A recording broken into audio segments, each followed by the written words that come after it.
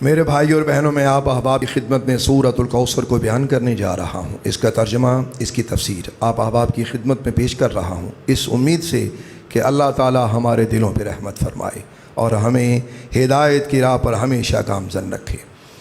صحیح مسلم شریف کی حدیث ہے، حضرت انس رضی اللہ تعالیٰ عنہ سے روایت ہے۔ وہ کہتے ہیں کہ ہم سرکار مدینہ علیہ الصلاۃ والسلام کی بارگاہ اقدس میں بیٹھے ہوئے تھے۔ ہم نے کیا دیکھا کہ پیارے پیغمبر رسول خدا علیہ الصلاۃ والسلام پہ نیند طاری ہوئی۔ ہم خاموش رہے۔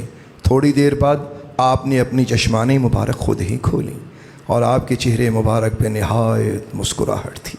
ہم نے عرض کی کہ یا رسول اللہ علیہ الصلاۃ والسلام، آپ کی اس مبارک مسکراہٹ کی وجہ ہم جان سکتے ہیں؟ تو میرے آقا کریم علیہ الصلاۃ والسلام نے ارشاد فرمایا کہ ابھی مجھ پر ایک سورت نازل ہوئی ہے۔ میرے آقا کریم علیہ الصلاۃ والسلام نے اس سورت کو تلاوت فرمایا۔ آپ جانتے ہیں وہ سورت کون سی تھی؟ وہ یہی سورت تھی، سورۃ الکوثر۔ آقا کریم علیہ الصلاۃ والسلام نے اس سورت مبارکہ کو تلاوت فرمایا بسم اللہ الرحمن الرحیم، انا اعطیناک الکوثر فصل لربک وانحر ان شانئک هو الابتر۔ کہ اے میرے حبیب کریم علیہ الصلاۃ والسلام، ہم نے آپ کو کوثر عطا فرمایا، یعنی خیر کثیر عطا فرمایا، ہر قسم کی خیر آپ کو عطا فرمائی۔ تو آپ اپنے رب کے لیے نماز پڑھیں اور قربانی کریں، بے شک آپ کا دشمن بے نام و نشان رہے گا اور ہر برکت سے محروم رہے گا۔ سرکار دو عالم نور مجسم علیہ الصلاۃ والسلام نے اس سورت کو تلاوت کرنے کے بعد اپنے صحابہ کبار علیہم رضوان سے پھر خود ہی فرمایا میرے صحابہ، تم جانتے ہو کہ کوثر کیا ہے؟ ہم نے عرض کیا کہ یا رسول اللہ جانے اور اس کا رسول بہتر جانے۔ تو میرے آقا کریم علیہ الصلاۃ والسلام نے اس کا جواب عطا فرمایا وہ کوثر جو اللہ نے مجھے عطا فرمایا وہ ایک نہر ہے جس کا میرے رب نے مجھ سے وعدہ کیا ہے، اس پر خیر کثیر ہے، وہ ایک حوض ہے، قیامت کے روز میری امت اس پر وارد ہوگی، اس کے برتن ستاروں کی تعداد کے برابر ہوں گے، ان میں سے ایک آدمی کو الگ کر لیا جائے گا، یعنی حوض کوثر سے اسے ہٹا دیا جائے گا۔ میں کہوں گا اے اللہ یہ میری امت ہے یا میری امت میں سے ہے، تو کہا جائے گا آپ نہیں جانتے اس نے آپ کے بعد کون کون سے نئے کام شروع کر دیے تھے۔ تو سرکار دو عالم علیہ الصلاۃ والسلام نے اس روایت کو یہاں تک بیان فرمایا۔ میرے بھائیوں، بخاری شریف اور ترمذی شریف میں حوض کوثر کے بارے میں ایک روایت ہے، وہ آپ احباب توجہ سے سماعت فرمائیں۔ رسول خدا علیہ الصلاۃ والسلام ارشاد فرماتے ہیں کہ کوثر جنت میں ایک نہر ہے، اس کے کنارے سونے کے، اس کے راستے موتیوں اور یاقوت کے، اور اس کی مٹی کستوری سے زیادہ خوشبودار ہے، اس کا پانی شہد سے زیادہ میٹھا اور برف سے زیادہ سفید ہے۔ میرے بھائی اور بہنوں، آئیے آپ احباب کی خدمت میں اب کوثر کے کچھ معانی اور کچھ مطالب میں آپ احباب کی خدمت میں پیش کرتا ہوں کہ جسے علماء تفسیر نے بیان فرمایا۔ کوثر کے دو معانی آپ نے سماعت فرما لیے، اب تیسری تعویل یعنی تیسرا معنی، کوثر سے مراد نبوت اور کتاب ہے۔ نمبر 4، اس سے مراد قرآن پاک ہے۔ نمبر 5، اس سے مراد اسلام ہے۔ نمبر 6 کہ اللہ نے قرآن کو آسان بنا دیا اور اس کے احکام میں تخفیف رکھی۔ نمبر 7 کہ اے میرے حبیب آپ کے صحابہ کثیر ہوں گے، آپ کی امت کثیر ہوگی اور آپ کے مدد کرنے والے نہایت بے حد و حساب ہوں گے۔ نمبر 8 اس سے مراد ایثار ہے۔ نمبر 9 اس سے مراد رفعت ذکر ہے کہ اے حبیب ہم نے آپ کے ذکر کو بلند فرمایا۔ نمبر 9 اللہ تعالیٰ اپنے حبیب سے فرماتا ہے میرے محبوب یہ تیرے دل میں میرا نور ہے جس نے تمہیں میری طرف رہنمائی کی اور تم میرے سوا ہر چیز سے الگ تھلگ ہو گئے، یعنی تمہارے دل میں سوائے اللہ کے اور کوئی نہ رہا۔ نمبر 11 اس سے مراد شفاعت ہے۔ نمبر 12 اس سے مراد سرکار مدینہ علیہ الصلاۃ والسلام کو اللہ نے جو کثرت سے معجزات عطا فرمائے وہ مراد ہیں، اور جنہوں نے آپ کی ان معجزات کو دیکھ کر لبیک کہتے ہوئے اسلام کو قبول کیا، اللہ نے ان معجزات کے ذریعے انہیں ہدایت بخشی۔ नंबर 13, इससे मुराद कलमा तैयब है, ला इलाहा इल्लल्लाह मुहम्मदुर रसूलुल्लाह सल्लल्लाहु तबारक व तआला अलैहि वालिहि वसल्लम।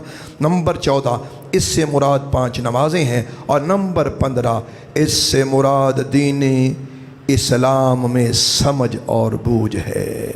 मेरे भाइयों, ये कुछ मानी और मतालिब मैंने कौसर के आप अहबाब की खिदमत में पेश किए, जो मुख्तसर वक्त में आपकी खिदमत तक पहुँचाना मकसूद थे।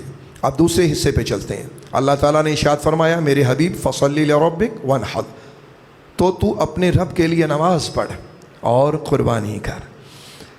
इसकी तफसील भी काफ़ी तवील है, इख्तिसार के साथ आप समाअत फरमाइए। अल्लाह तबारक व तआला ने बाद मुफस्सिरीन के नज़दीक नमाज ईद और क़ुरबानी का हुक्म दिया, यानी इस आयत में जो नमाज का ज़िक्र है वो नमाज ईद है। बाज़ मुफस्सिरीन इस तरफ भी गए हैं कि इससे मुराद 5 वक्ता नमाज है, और भी बहुत से अक़वाल इसमें मौजूद हैं। इसे आगे बढ़ते हैं। तीसरा हिस्सा, तीसरी आयत, इन्न शानिअक हुवल अबतर। अब हम इसके तीसरे हिस्से की तरफ चलते हैं। इन्न शानिअक हुवल अबतर, ए मेरे हबीब, आपका दुश्मन बेनाम व निशान हो जाएगा, हर बरकत हर खैर से महरूम रहेगा। इसकी तफसीर ज़रा समात कीजिए। अरब में एक शख्स था जिसका नाम था आस बिन वायल।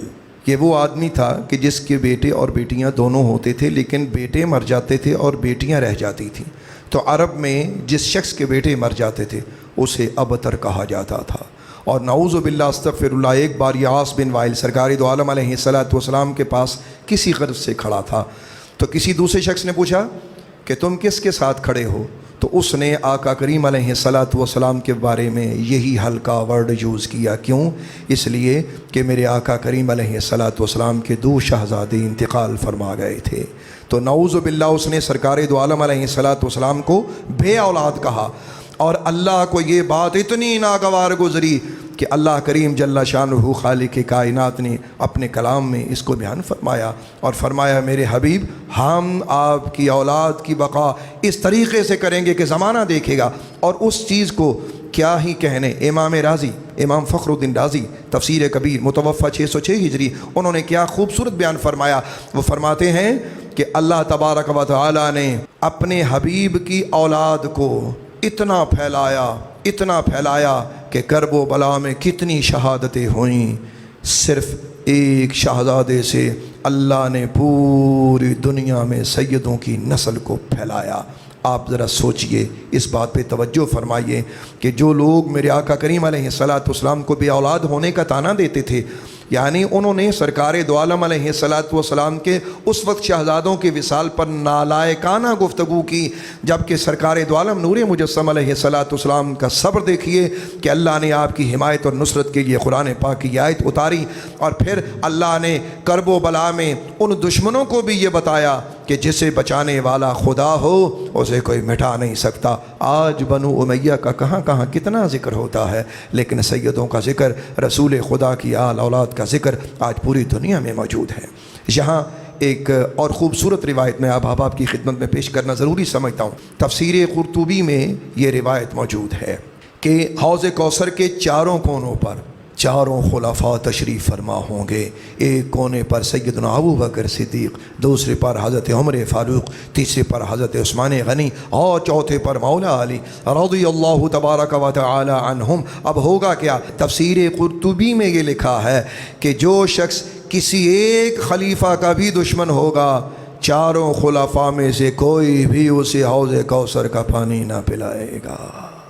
तो मेरे भाइयों, मैं अल्लाह से दुआ करता हूँ अल्लाह तबारक व तआला इस सूरत करीमा को समझने की और इस पर अमल करने की तौफ़ीक़ अता फ़रमाए और हमें अपने कुरान के नूर से माला माल फरमाए।